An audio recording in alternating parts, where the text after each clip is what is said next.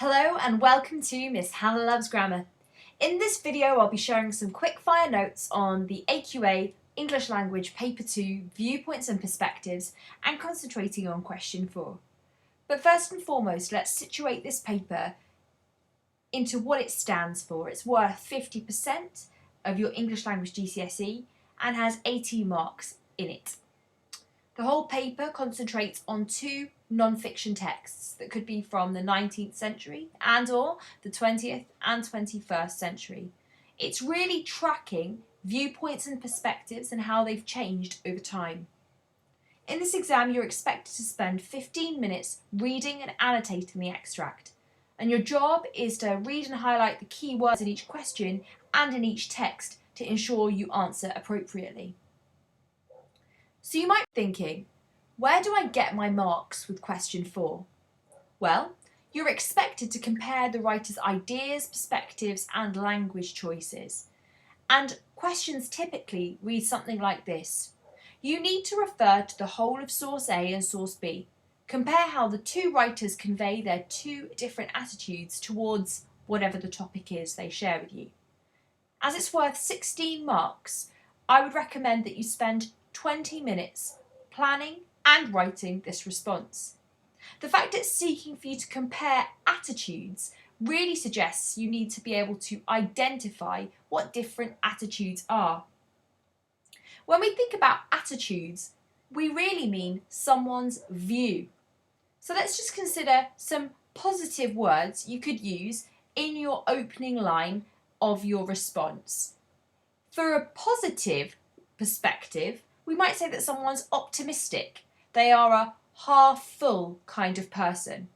If someone is courageous, that's often seen as a positive attribute. They go above and beyond to help others maybe, or act in a positive manner.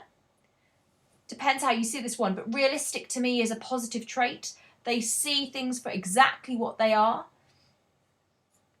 If you're hopeful, that's a positive trait also. It suggests you see things in a general joyful way. And if you're enthusiastic, I see that also as a positive trait. You're keen to get involved.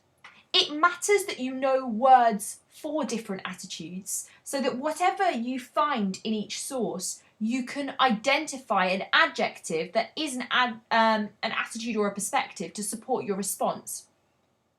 Let's now consider some negative attitudes that you might find in each source. Maybe the writer is the opposite of optimistic. They're pessimistic. They see the sadness in a situation and they seem frustrated. Maybe they are dismissive, so they totally disregard something in the way they write or they share their view. Perhaps they seem a bit scared and fearful. That would colour their attitude and perhaps seem negative. Maybe they seem jealous of somebody else.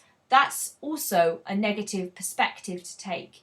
And finally, maybe they appear cruel to us. Now, this is obviously just a snapshot of what we mean by attitudes or perspectives, but when you're asked to compare them in two sources, it's important that you should be planning in your time for this answer some simple differences in terms of attitude. You might be using words like this, and then next up, you need to consider what methods are used to convey that perspective. So let's consider together now a few methods that convey different perspectives, and I've broken it into 4 distinct categories for us, which are not exhaustive but could definitely help you on your way. So in terms of word class, that is a really great way of understanding and unlocking a writer's perspective.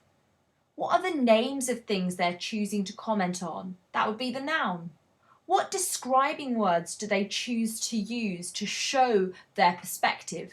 That's the adjectives. Why are they being used? And more importantly, what are the actions in each of the speaker's presentations of their perspective?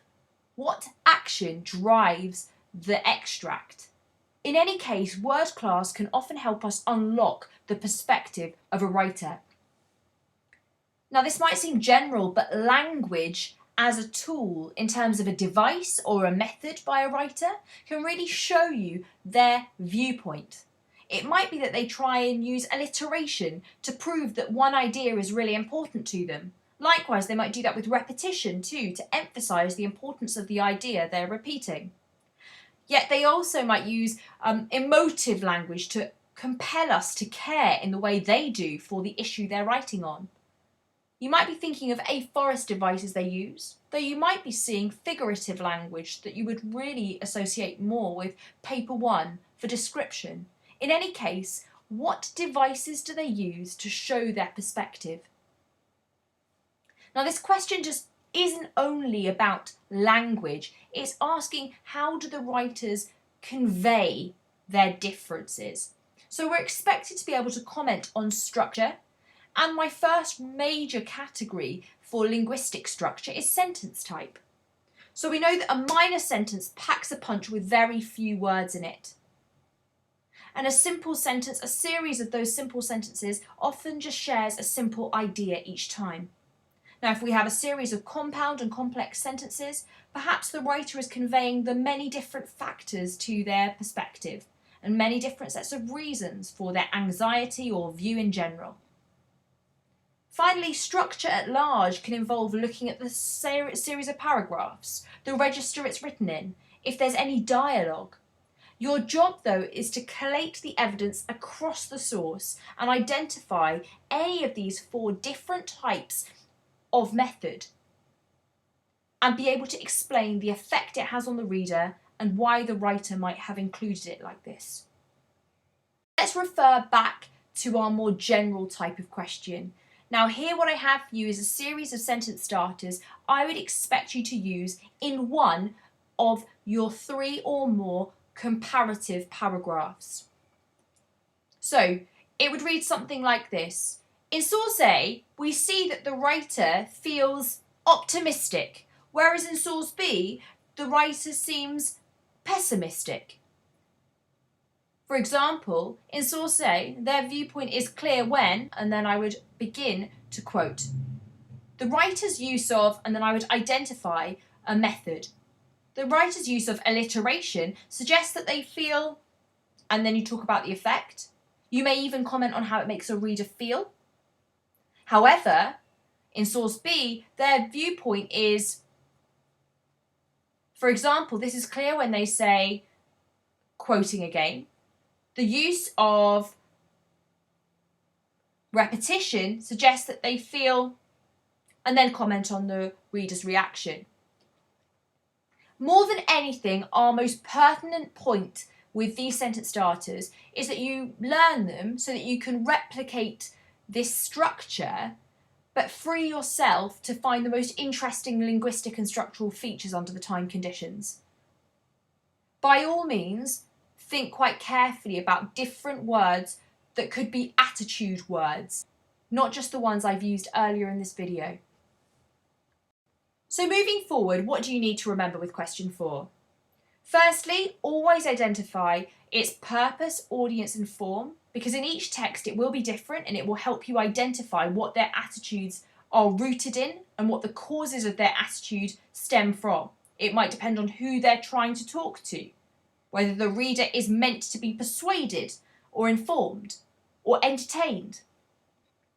Additionally, your main job with this question is to identify what the attitudes are across the source and ensure you have a comparative topic sentence. The minimum I'm expecting across the 20 minutes of comparisons is 3. So bearing that in mind, be sure to use comparative discourse markers and the sentence starters I've already signalled to you earlier in this video, and ensure that you not only identify the methods that are used to convey the attitudes you spot, but that you analyse them and use the specific terminology. More than anything, my top tip is that you focus on the key word of the question. Good luck with question 4. Why not subscribe to Miss Hannah Loves Grammar?